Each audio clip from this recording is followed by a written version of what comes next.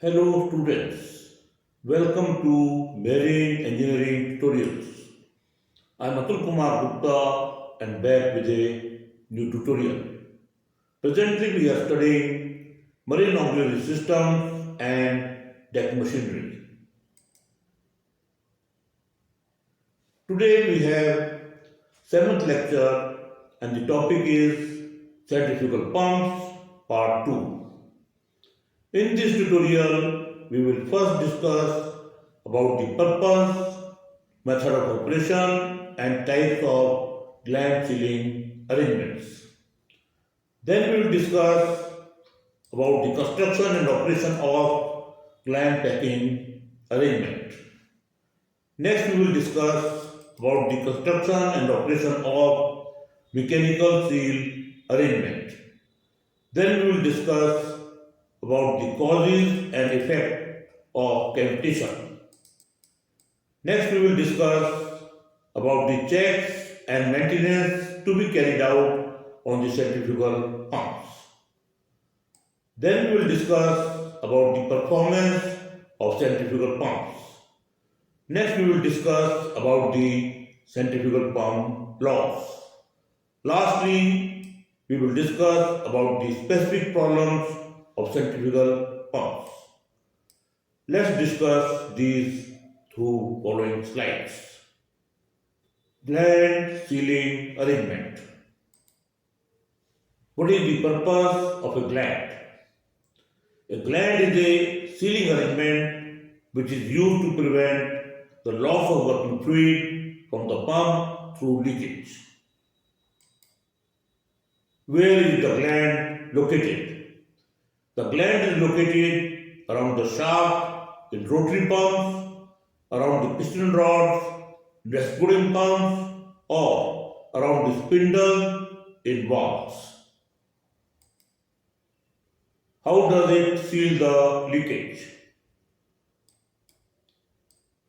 The leakage is sealed by closing the gap or cavity formed between the pump casing and the shaft or piston rod by filling a packing made up of semi-elastic material such as combination of graphite, polytetrafluoroethylene and aramid fiber. What are the types of gland sealing arrangements? Two arrangements are available which are used depending on operating conditions and type of liquid being handled. The sealing arrangement can be provided either by gland packing arrangement or mechanical seal.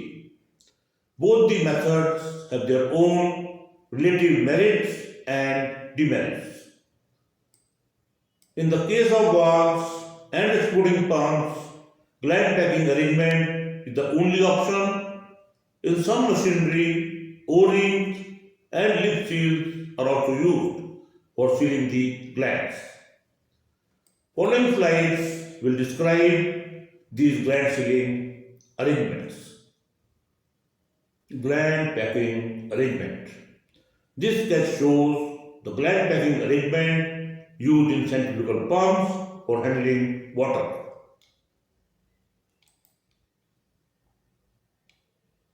Sealing is provided at the throat or narrow passage formed between rotating shaft and pump casing.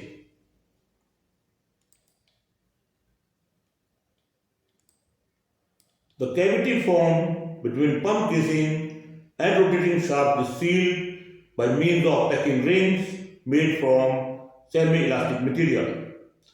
Packing rings can cause wear of the shaft due to friction between the two.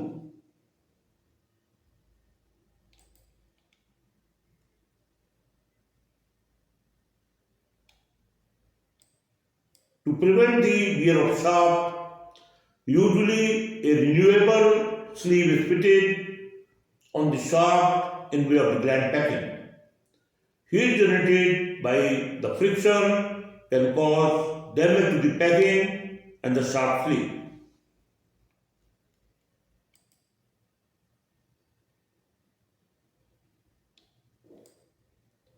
In most of the cases, a lantern ring is provided between packing rings which supplies pressurized working liquid for cooling and lubrication.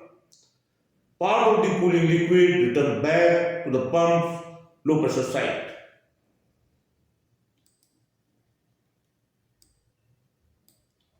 Gland tension by the nuts controls the outward leakage along the shaft. To prevent burning of packing rings, slight leakage should be allowed. If leakage cannot be permitted due to corrosive or explosive nature of liquid, mechanical seal is used. Gland packing is comparatively simple and cheaper arrangement than mechanical seal, but it is not capable of arresting complete leakage.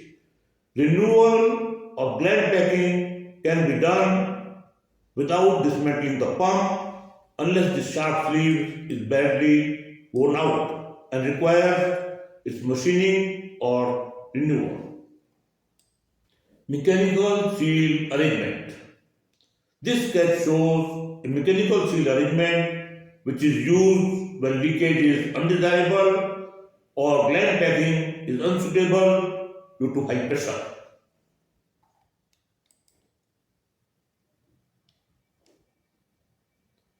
In a mechanical seal, primary seal is formed by a rotary and a stationary piece which are held perpendicular to the drive shaft and consist of two highly polished surfaces of dissimilar material to reduce the friction between them.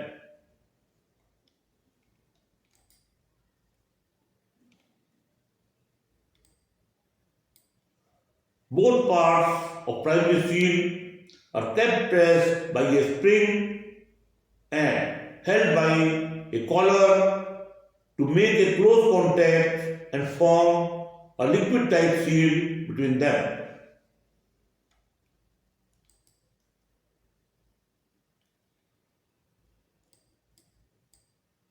Stationary piece of the primary seal made up of polished carbon ring is secured by a pin in gland cover.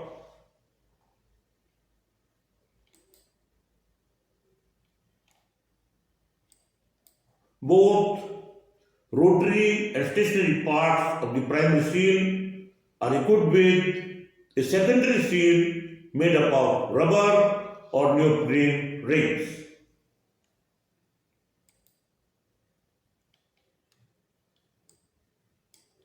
A fiber gasket is inserted between the pump casing and gland cover, which acts as secondary seal to prevent leakage.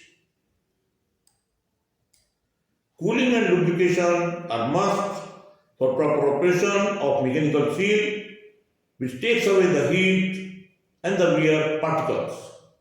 Cooling liquid is supplied from pump delivery side, which is returned back to the suction side.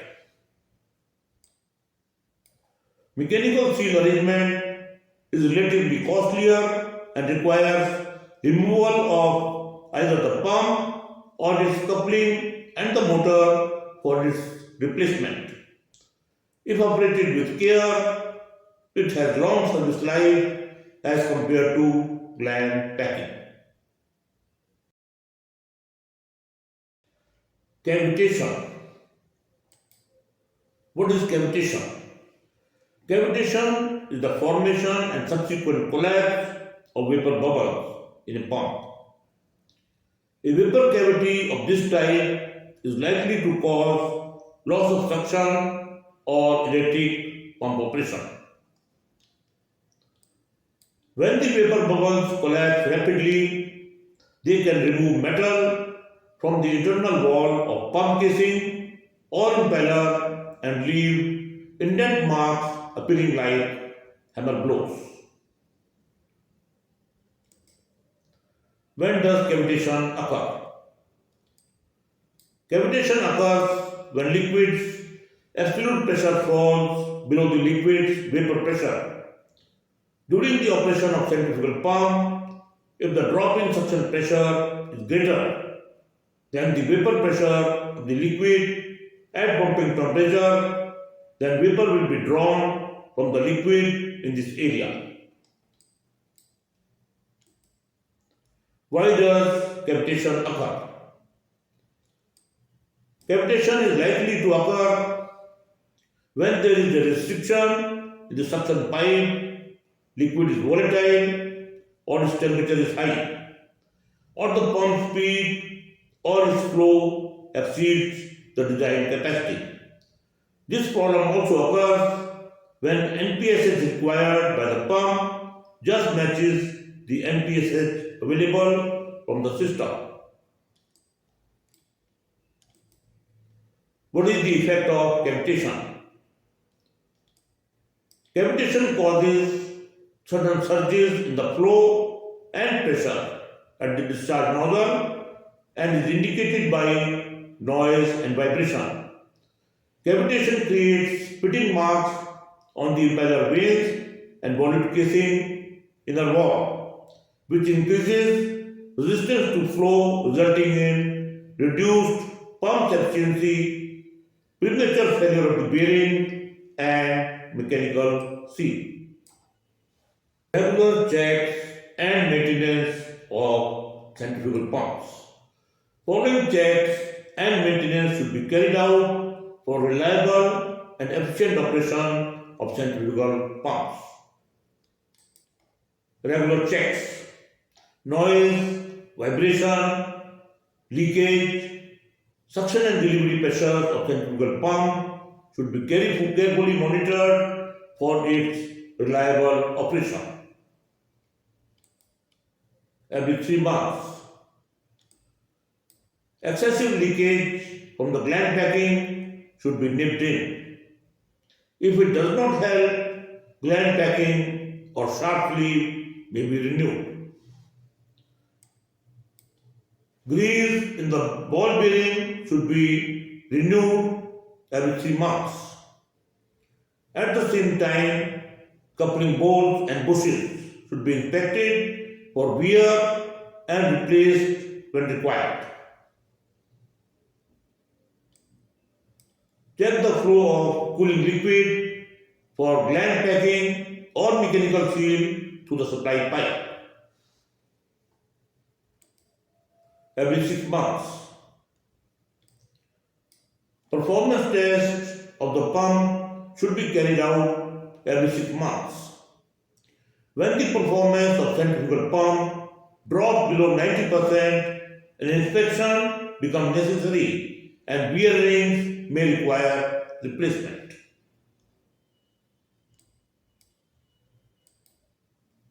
Every 18 to 30 months. Usually, the seawater pump requires inspection every 18 months, whereas a freshwater pump may be inspected after 30 months. During this inspection, wear rings, mechanical seal, sharp sleeve, line bearing, etc. may be renewed depending upon their condition. Performance of centrifugal pumps. This test shows the performance curves of centrifugal pump and the relationship between head, efficiency, power, and NPSH required with respect to flow.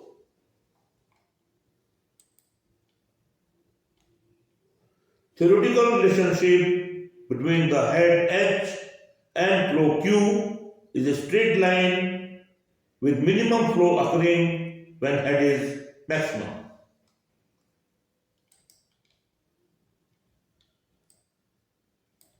Due to shock and eddies caused by varying impeller blade thickness and other mechanical considerations, there is some head loss slightly decreasing with the flow, which is called shock and eddy losses.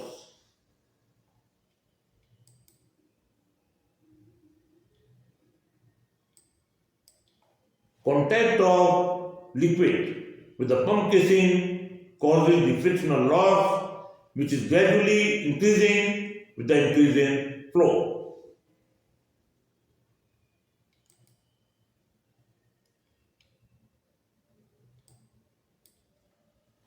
shock and eddy loss together with frictional loss changes the theoretical straight line head flow curve to the actual as shown in the figure. Actual discharge characteristics for a pump is obtained by measuring flow against the head during a test at constant speed. It provides important information for the pumping system, designer, and operating personnel. Reason for a low rate of discharge by the centrifugal pump is due to large head requirement caused by restricted line, very long discharge pipe, high viscosity of the liquid, or discharging to a high level.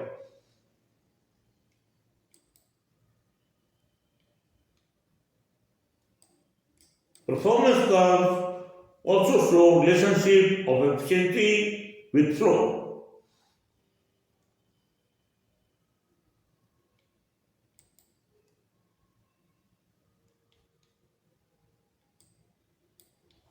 Pump is designed to operate at best efficiency point with corresponding head and flow.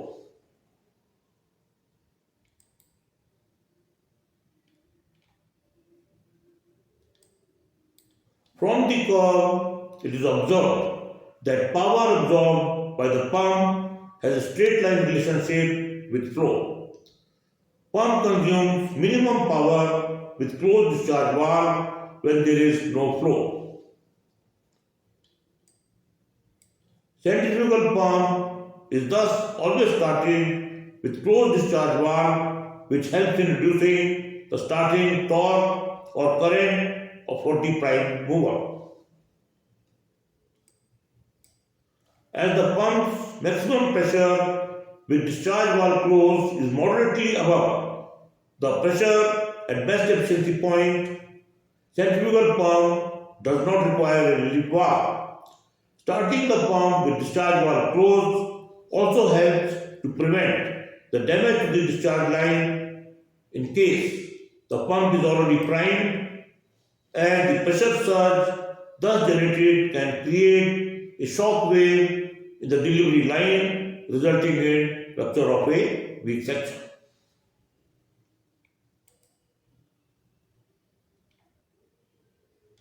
Net positive suction head required up to the design point gradually increases with flow, after which the rise is very rapid.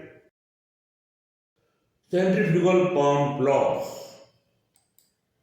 For a constant speed pump, flow Q is proportional to diameter D. Head H is proportional to square of the diameter, that is D square. Power P is proportional to cube of the diameter, that is D cube. For a variable speed pump, flow Q is proportional to speed N. Head H is proportional to square of the speed, that is N square. And power P is proportional to cube of the speed, that is N cube. Specific problems of centrifugal pumps. Following problems are often encountered during the operation of centrifugal pumps, whose cause and remedial action are discussed here. Priming failure. As centrifugal pump can't handle vapors, it becomes a major drawback with them in comparison to other types of pumps. Lack of NPSH availability. Priming failure is caused by lack of NPSH availability, which may be due to high frictional resistance or high velocity of liquid in suction pipe or high vapor pressure of the liquid. To reduce the frictional resistance, Suction pipe should have larger diameter with smooth internal surface and short length. In addition, it should have minimum of obstructions such as bends and fittings to have clear passage. Large suction pipe diameter used is also helpful in reducing the velocity of liquid. If possible, vapor pressure of the liquid may be reduced by cooling. In order to eliminate the difficulty of priming, centrifugal pump should be submerged in liquid as in case of tankers or lubricating oil pump for main engine or motor ships. If this is not possible, centrifugal pump can be equipped with an attached priming pump as in case of fire or emergency bridge pump. If the centrifugal pump is required to handle low flash point or volatile liquids, it should be equipped with wax strip system as arranged on conventional oil tankers. A footwall equipped at the bottom of the suction pipe can help in preventing the drainage of liquid from the pump's casing. Next is failure of delivery. Cause can be reduction of available NPSH. Pump may fail to deliver the liquid if the availability of NPSH is equal or less than required. The problem can be dealt by operating the pump at low revolutions, and two or more pumps operation in parallel should be considered. Double entry pump also reduces this trouble. Next can be increase in liquid viscosity. Delivery of liquid may also fail if the viscosity of liquid increases above pump specifications. This problem may be dealt by increasing the liquid temperature and bringing down the viscosity within pump's design capacity.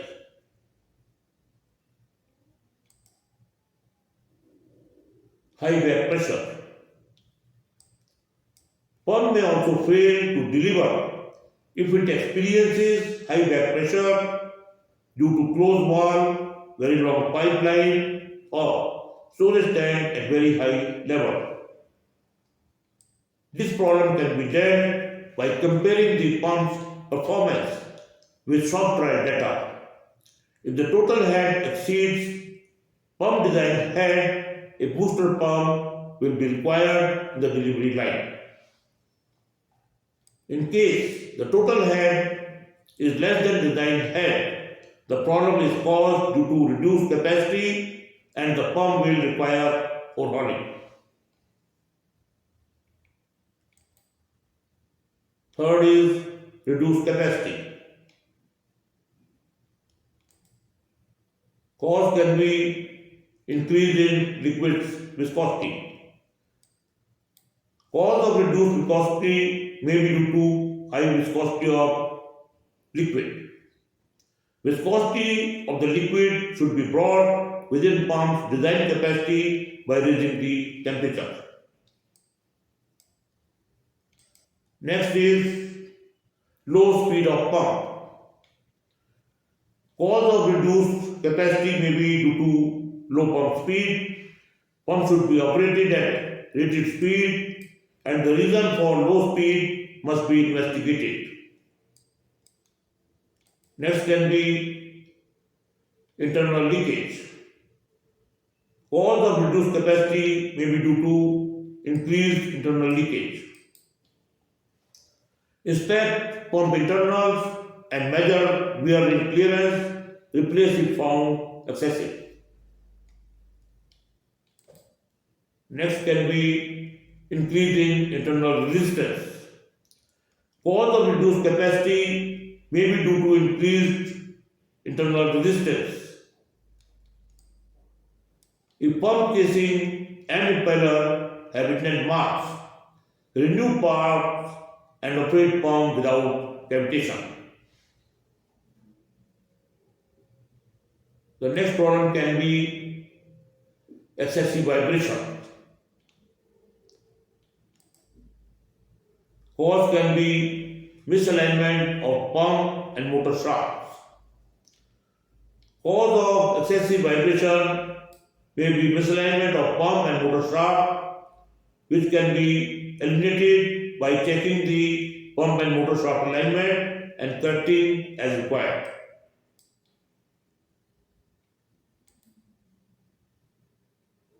Worn out coupling, bush and bolt.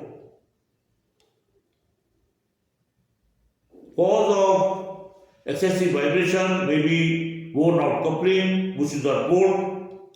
Inspect the condition of coupling and change the parts as required. Loose or worn internal parts. Cause of excessive vibration may be loose parts inside a rotor touching the casing. Dismantle the pump and check for any loose or worn out parts such as bearings, wear rings, etc. and assemble them correctly.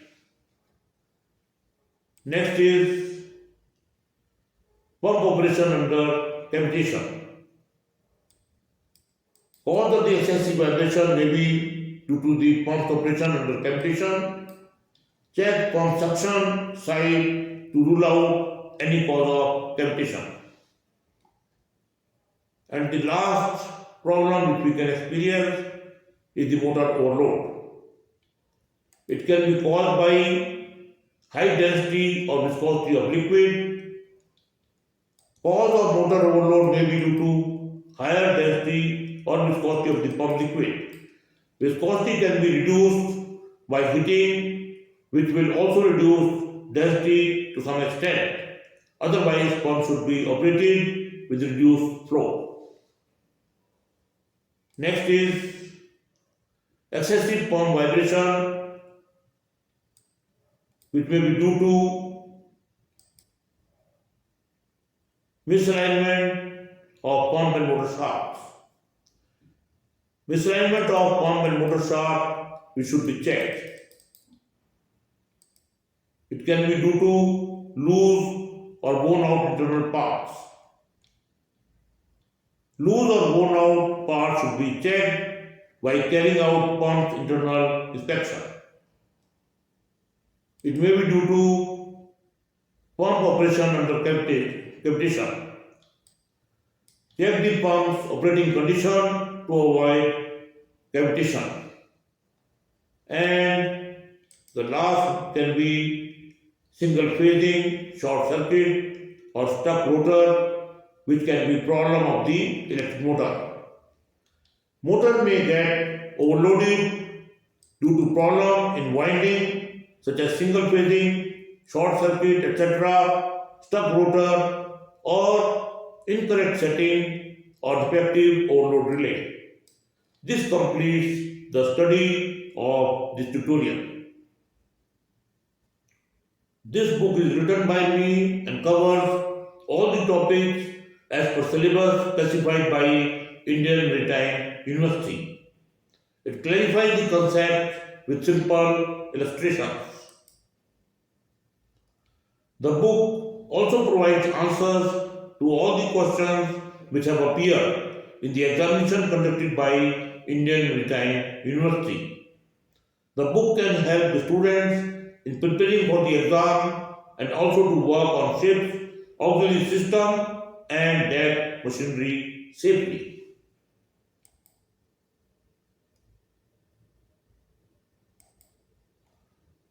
Hope that you have liked the lecture. You can write your feedback in the comment box. If you have liked the tutorial, you may share it with your friends. You must subscribe to the channel for getting notification about the new tutorials. I'll be back with a new lecture shortly. Thanks for watching till the end.